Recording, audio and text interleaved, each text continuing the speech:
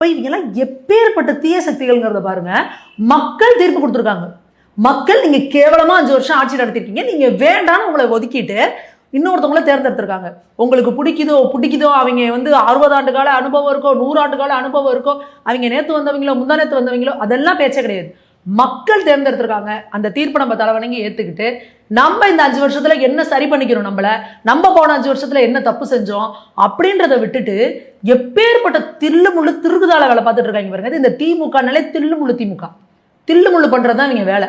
இப்ப நீங்க என்ன பண்றீங்க? எதுக்கு ஸ்டாலின் அவர்கள் கண்ணை மூடி கண்ணை திறந்தா என்ன சொல்றாரு? காலங்காத்தால கண்ணை முடிச்ச உடனே அன்னைக்கு காலையில கோழி கொக்கரக்கோன்னு 6 மணிக்கு ஆரம்பிப்பான் பாருங்க. அந்த மாதிரி டெய்லி இந்த ஆட்சி சீக்கிரம் கவிழ்ந்து விடும், எல்லாரும் உடன்பிறப்புகள்லாம் தயாரா இருங்க, இந்த ஆட்சி சீக்கிரம் கவிழ்ந்து விடும், உடன்பிறப்புகள்லாம் தயாரா இருங்க.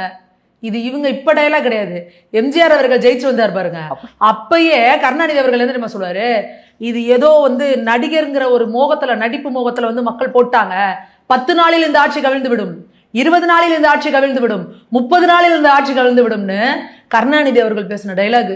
அதையே இப்ப இந்த வசந்தன் கொலை வர மாதிரி அந்த காலங்கிற மாதிரி அவங்க அப்பா காலத்துல ஆரம்பிச்சு ஸ்டாலின் காலத்துல ஆரம்பிச்சு இன்னைக்கு உதயநிதி காலம் வரைக்கும் இதே டைலாக்.